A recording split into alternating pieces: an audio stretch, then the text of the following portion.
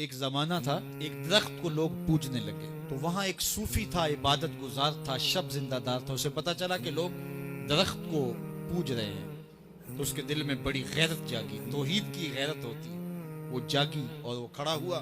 اس درخت کو کاٹ دوں گا جس کو لوگ اللہ کا شریک سمجھ رہے ہیں اور پوج رہے ہیں. ہاتھ میں کلہاڑا پکڑا اور اس درخت کو کاٹنے کے لیے نکلا. راستے کے اندر شیطان کھڑا تھا. اس نے کہا میں تو نہیں جانے دوں گا. اور شیطان نے راستہ روکا. اس نے پٹک کے شیطان کو زمین پہ مارا اور اس کی چھاتی پہ بیٹھ گیا. شیطان بہت مکار ہے اور وہ ہر ایک کو ایک طریقے سے نہیں لوٹتا. اس کے بڑے مکر و فریب اور دجل و تلبیسات ہیں. اس نے دوسرا طریقہ اختیار کیا. اس نے کہا جناب آپ عبادت گزار ہیں، تہجد گزار ہیں، شب زندہ دار ہیں. آپ درخت کو کاٹیں گے، لوگ آپ کے مخالف ہو جائیں گے، پھر آپ کو ان کے مقابل کھڑا ہونا پڑے گا اور سویرے شام لڑائی ہی لڑائی. آپ کی عبادتوں کے وقت میں خلل آئے گا.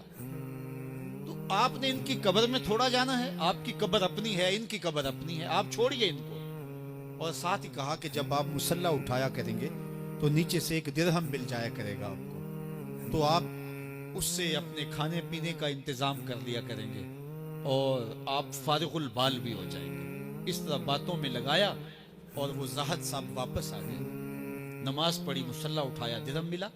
بڑے خوش ہوئے اور دلیلیں تراشنے لگے. واقعی مجھے کیا لگی، تمہیں غیر سے کیا، تم اپنی نبیڑو، تم اپنی قبر میں جانا ہے، جائیں وہ بھاڑ میں، مجھے کیا لگے، مجھے ان کے بارے میں کیا پوچھا جانا ہے.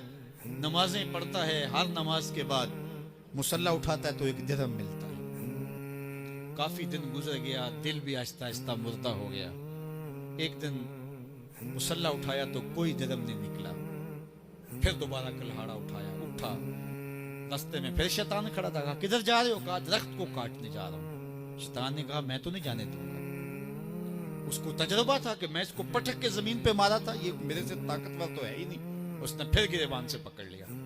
شیطان نے پٹک کے زمین پہ مارا اور چھاتی پہ بیٹھ گیا.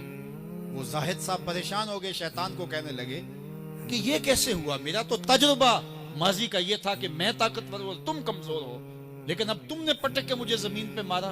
تو کہا صاحب اس دن تم اللہ کی رضا کے لیے جا رہے تھے، آج تم درہم کے لیے جا رہے ہو. تو جب عمل میں خلوص نہیں رہتا تو پھر عمل نہیں رہتا، عمل میں قوت نہیں رہتی. پھر سجدے بے روح ہو جاتے ہیں، نمازیں بے ذوق ہو جاتی ہیں، صفیں کج دل پریشاں، سجدے بے ذوق کہ وہ جذب اندروں باقی نہیں.